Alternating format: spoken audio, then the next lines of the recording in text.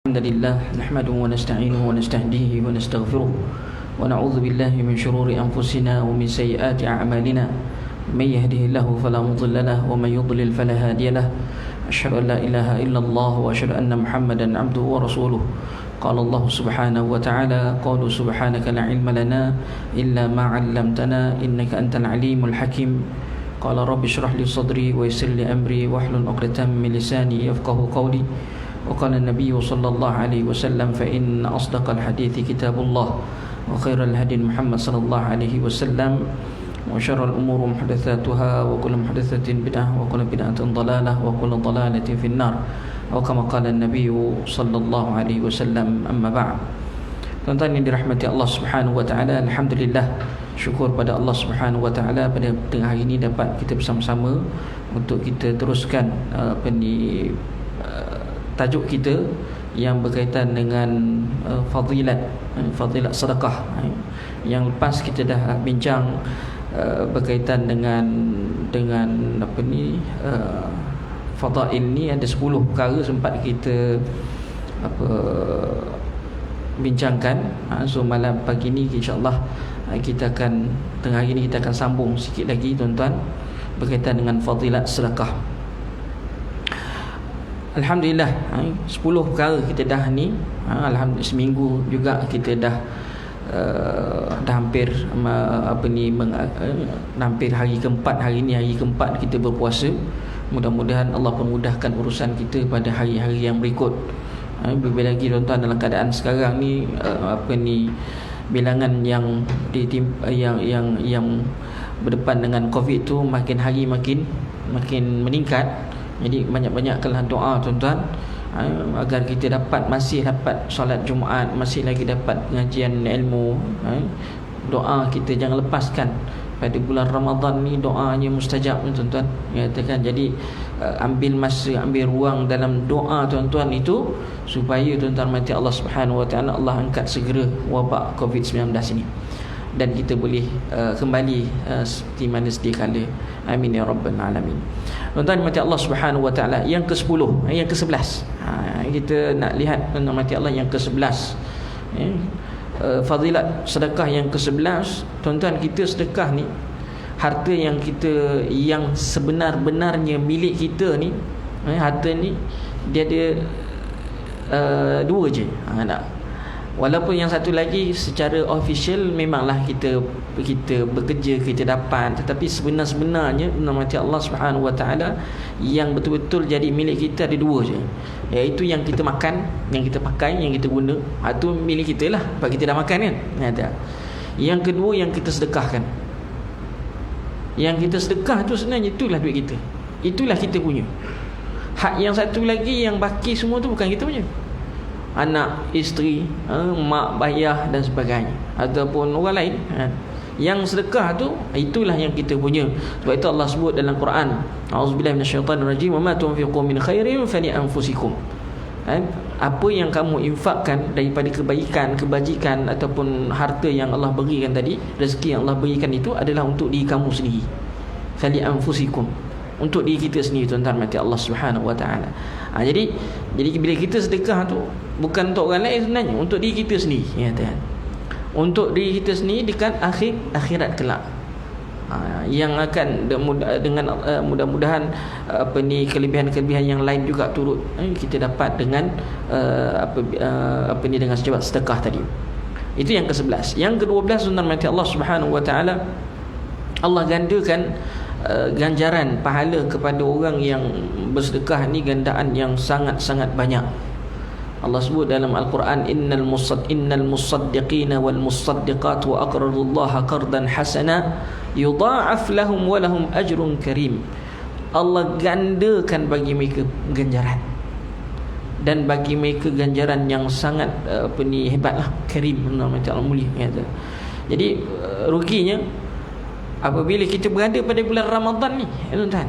Kalau hari-hari biasa pun dah yudha'if lahum, Allah gandakan, apatah lagi apabila kita berada dalam bulan Ramadan. bulan Ramadan. Kita tahu bulan Ramadan futihat abwabus sama, futihat abwabul jannah, dibuka pintu-pintu syurga itu. Salah satu pintu-pintu pintu syurga itu dan babus sedekah. Nanti kita akan lihat. Maka sebanyak-banyaknya lah, semampu yang mungkin kita sedekah pada bulan Ramadan ni, kita sedekah. Jadikan diri kita ni orang yang paling pemurah, tuan-tuan, dalam bulan Ramadan ni, kata. Sebab itu Nabi SAW sendiri lakukan. Nabi digambarkan seorang yang sangat pemurah. Tetapi bila masuk bulan Ramadan, tadi dah sangat pemurah dah, makin hebat dia punya pemurah dia, kata kan. Jadi kita pun seharusnya mencontohi apa yang dilakukan oleh Rasulullah sallallahu alaihi wasallam. Itu yang ke-12. Yang ke-13, tuan-tuan mati Allah Subhanahu wa taala, tadi saya kata dekat syurga besok ada salah satu pintu dipanggil babus sedekah. Dia panggil bab sedekah, pintu sedekah. Orang yang masuk daripada pintu sedekah ni ialah mereka yang ahli sedekah, orang yang rajin bersedekah, orang yang banyak bersedekah. Banyak bersedekah, tuan-tuan mati Allah, maka dia akan diseru daripada pintu sedekah. Ada orang yang diseru ke 88 pintu, tuan-tuan. 88 pintu suruh dia untuk masuk melalui dia. Antaranya ialah Abu Bakar Siddiq radhiyallahu anhu.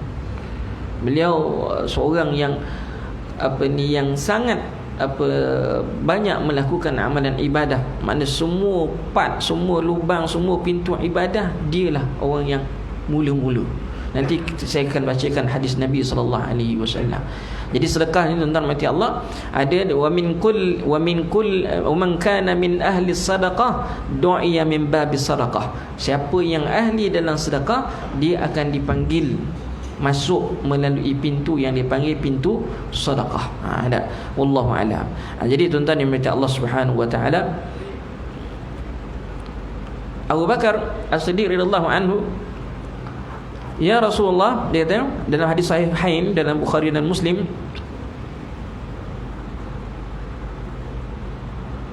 dia kata, nama Allah, ada tak orang yang akan dipanggil ke 88 pintu tu? Tak.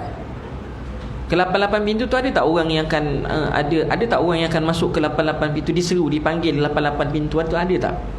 Maka kata Nabi sallallahu alaihi wasallam, na'am, ada.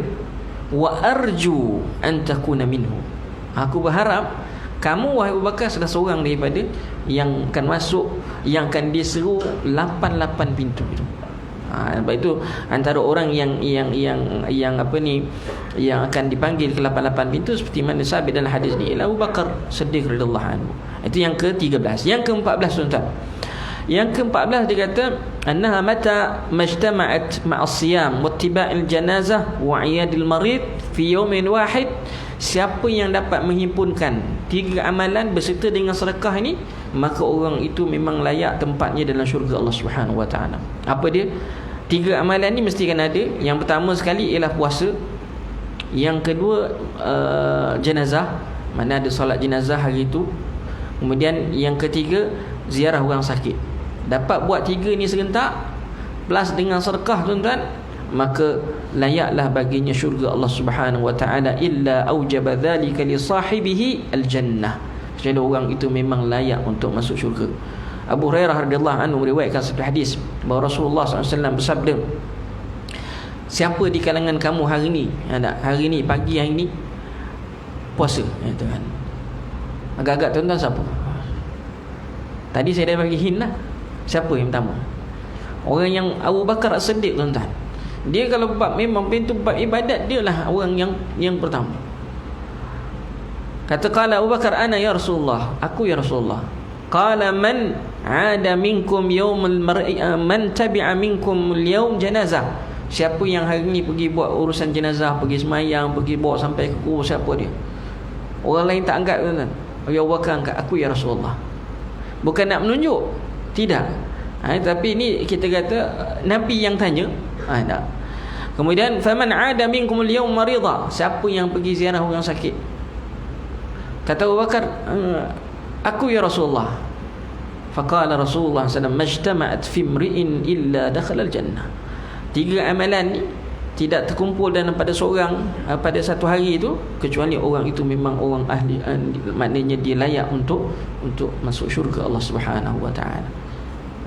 Ditambahkan lagi dengan sedekah, tuan-tuan macam Allah Subhanallah, Allah maj'alna minhum. Dan Allah jadikan kita di kalangan orang-orang yang dapat melakukan tiga amalan ni, bahkan dengan semua amalan, tuan-tuan macam Allah Subhanahu wa taala. Baik, yang ke-15, dengan sedekah mati Allah dapat mencerahkan hati kita, dapat merehatkan hati kita, tenangkan hati kita, tuan-tuan. Itulah cara orang nak tenangkan hati selain daripada zikrullah, ialah dengan bersedekah. Ada orang yang katakan dengan bersedekah tu hati dia akan jadi tenang. Dan itu yang disebut dalam hadis Nabi SAW dalam Bukhari dan juga Muslim. Fala yurid an yunfik shay'an illa la ruzikta kull halaqa makanaha fa huwa yuwasi'uha wa la tattasi'. Maknanya kita kata dia menyebabkan jiwa seorang itu jadi tenang. Jiwa tenang, katakan. Semua orang nak jiwa tenang, tak nak kusuk buat apa. Sakit nama Allah Subhanahu wa taala duk kalau jiwa terseksa tu kita katakan. Tapi bila jiwa hati tenang, sonok, tuan-tuan. Kemudian yang ke-15. Yang ke-16, tuan-tuan mati Allah Subhanahu wa taala, andai kata infak itu datangnya daripada orang alim, maka itu lagi baik. Lagi baik. Kalau dia orang alim, dia rajin bersedekah, itu lagi bagus. Jadi Allah disebut dalam satu hadis Nabi SAW, inna limad dunya li arba'ati nafar. Untuk dunia ni ada bagi 4 orang. Dia kata, abdun, seorang hamba, razaqahu Allahu malan, seorang lelaki, seorang hamba yang Allah rezekikannya harta dan Allah rezekikan padanya ilmu juga, fahuwa yattaqi fihi rabbahu, dengan ilmu dia bertakwa kepada Allah Subhanahu wa taala, wa yasil fihi rahimahu, dan dia menyambungkan silaturahim, wa yu'allimu lillahi fi, dan dia menyampaikan ilmu pada orang lain sebenar-benarnya, fa hadza bi afdal manazil. Maka orang ini, tuan-tuan mati Allah, pada kedudukan yang paling baik, tuan-tuan. Paling baik. Maka tuan-tuan mati Allah Subhanahu wa taala, orangnya, sebab itu disebut kat sini, apabila ada ilmu dan dia bersedekah, maka tuan-tuan yang dirahmati Allah, benarlah yang disebut dalam hadis bahawa dia pada kedudukan yang afdal, yang baik, kerana perbuatannya tadi akan dicontohi oleh orang lain. Lepas tu dalam satu hadis Nabi SAW yang lain, man sanna sunnatan hasanatan falahu ajru wa ajru man amila biha. Bila dalam sebab urudul hadis itu, Nabi bila announcekan pasal sedekah, tak ada orang nak ke depan. Tiba-tiba datang seorang, bangun salah seorang, dia mulakan dulu sedekah. Lalu dengan sebab dia mula tu, orang lain ikut. Nabi kata, man sanna sunnatan hasanatan falahu ajru wa ajru man amila biha. Siapa yang buat satu ikutan yang baik, lalu diikut, di follow orang lain, tuan-tuan, baginya ganjaran, bukan ganjaran dia sedekah tu tadi, bahkan dia dapat pahala sebab orang ikut dia. Orang ikut dia dapat pahala. Subhanallah, ya dah. Jadi sebab tu kita katakan itu rantaian lah, ya, pahala, tuan-tuan mati Allah. Baik, yang ke-17, sebab kita kejar masa ada lebih kurang dalam 5 minit ni, tuan-tuan mati Allah. Yang ke-17, dengki kita tak boleh, hukum haram kita dengki orang. Tak boleh, haram, min al-kabair kita dengki dengan orang. Tetapi ada dengki yang dibenarkan. Nabi sebut dalam hadis dia, la hasada illa fi isnitain, tidak boleh dengki kecuali dalam 2 perkara, 2 benda. Rajulun ataahu Allah al-Quran, dan riwayat yang lain yang saya pernah hafal, dia katakan al-ilm, seorang lelaki yang diberikan ilmu ataupun diberikan pengetahuan tentang Al-Quran, yaqumu bihi, dia gunakan Al-Quran tadi untuk dia bangun tengah malam, ana al-lail wa nahar, malam siang ke. Kalau dalam satu riwayat yang saya hafal, dia katakan ilmu, dia gunakan ilmu dia untuk dia pergi mengajar, dan digunakan amal ilmu tadi pada jalan Allah Subhanahu wa taala. Wa rajulun ataahu Allahu mal, dan seorang lagi Allah berikan dia harta, lalu dia gunakan harta tadi untuk fi sabilillah, infak. Kita boleh tengok orang buat macam ni, ada ilmu, ada suara, orang yang hafal Quran, tengok baca Quran, masya-Allah, hebat, kita katakan. Ada duit, sedekah sana sedekah sini, ada ilmu, pergi mengajar. Kita rasa nak jadi macam orang tu, teringin nak jadi macam tu, tuan-tuan. Aku kalau ada duit memang aku buat macam mana orang ni buat. Aku kalau ada ilmu aku nak buat macam mana, kalau macam mana dia buat, sampaikan ilmu. Aku kalau ada kemahiran hafal Quran, aku nak jadi macam dia ni. Jadi dengki itu adalah salah satu bentuk dengki, tapi dengki yang dibenarkan. Adapun dengki yang diharamkan ialah asyik-asyik dia je, asyik-asyik dia je. Biarlah dia sakit cepat anak. Asyik dia je yang sedekah. Biarlah bankrupt sekali. Itu dengki yang haram. Tak. Tapi kalau kita teringin nak jadi macam orang tu dan nak buat macam mana orang tu buat, fi sabilillah, ilmu mengajar dan sebagainya, harus. Jadi kalau kita tak dapat, macam Allah nak buat, kita dapat teringin nak jadi macam tu pun, dah kita kata dah bagus dah, ya tak. Kemudian yang ke-18 macam Allah Subhanahu wa taala, kita kata yang annal 'abd mufin bil 'ahdi alladhi bainahu wa bain Allah wa mutammim lis-safqah. Di sini kita kata dengan sedekah ni tuan-tuan, ibaratnya kita telah menunaikan janji kita dengan Allah Subhanahu wa taala. Sebab Allah Subhanahu wa taala disebut dalam ayat Al-Quran, innallaha ashtara minal mu'minina anfusahum wa amwalahum bi anna lahumul jannah. Allah Subhanahu wa taala nak beli daripada orang-orang yang beriman ni nyawa mereka, harta mereka. Katakan Allah dah tawarkan tu nak beli, katakan ganjarannya apa? Syurga. Bi anna lahumul jannah. Jadi kita bila kita melaksanakan sedekah tadi tuan-tuan, kita telah seolah-olah macam umpama kita telah menunaikan apa yang diminta oleh Allah Subhanahu wa taala. Alangkah hebatnya kita katakan kalau orang tu dapat sentiasa bersedekah, tuan-tuan. Yang ke-9 tuan-tuan mati Allah Subhanahu wa taala, dengan bersedekah itu, sedekah itulah tanda keimanan seseorang. Iman seorang, bukti keimanan seseorang kepada Allah Subhanahu wa taala. Disebut dalam hadis fi ma rawahu Muslim, as-sadaqatu burhan. As-sadaqatu burhan. Sedekah itu satu bukti. Bukti apa? Bukti keimanan seseorang.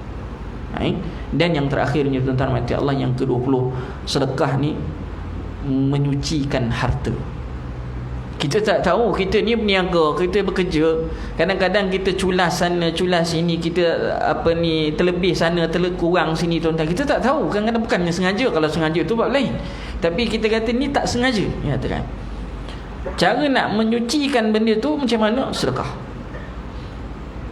Sedekah, katakan. Kerja kadang-kadang kita mengulau sikit ke, terlelap sekejap ke apa ke, tuan-tuan macam Allah Subhanahu wa taala.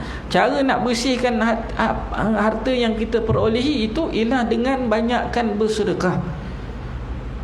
Ya ma'syarat tujar, kata Nabi SAW dalam hadis fi rawahu Ahmad wa Nasa'i, ya ma'syarat tujar, inna hadzal bai' yahdhuruhu al-lagh wal halaf fashawwibuhu bisadaqah. Wahai para peniaga, hasil jualan korang ni ataupun jualan-jualan korang ni barangkali mungkin adanya lara dalamnya, barangkali dalamnya ada sumpah yang palsu ke Allah alam, katakan. Barangkali ada yang kita kata yang tak betul lah, kata, yang tak perasan apa semua, maka bersihkanlah dengan sedekah. Dengan sedekah, tuan-tuan. Jadi tuan-tuan yang dirahmati Allah, kita kata antara banyak lagi bab kita nak bincang pada minggu depan. Kita nak bincang sambungan bab sedekah ni, tak? Kita nak lihat afdal sedekah. Kita nak lihat afdal sedekah, sedekah yang paling afdal tu macam mana, katakan. Yang macam mana yang dikatakan sedekah yang paling afdal, tuan-tuan.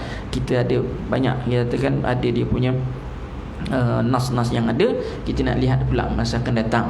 Dan suka saya ingatkan mati Allah, antara perkara yang kita kita menyesal besok dalam dalam kubur, penyesalan antara ibadah yang kita nyesal tak buat ialah sedekah. Nanti saya bacakan ayat Al-Quran nasnya pada minggu depan, insya-Allah. Tapi kita ambil masa sikit-sikit, tuan-tuan. Mudah-mudahan Allah berikan kita sentiasa continuous semangat kita untuk bersedekah fi sabilillah. Kat mana pun tak apa, tuan-tuan, tak ada masalah. Yang penting kita hulurkan walaupun sedikit, walaupun sedikit, Itulah kekuatan, antara kekuatan umat Islam menghormati Allah Subhanahu wa taala. Ada infak. Ingat, tak akan berkurangan harta dengan sebab sedekah, nyatakan. Wallahu a'lam. Jadi setakat tu saja. Mungkin pengusia dia nak umumkan apa-apa tak ada. Nyatakan kita pertemukan azan saja memandang. Jadi setakat tu saja, tuan-tuan mati Allah. Subhanakallahumma bihamdika asyhadu an la ilaha illa anta wa astaghfiruka wa atubu ilaik. Assalamualaikum warahmatullahi wabarakatuh.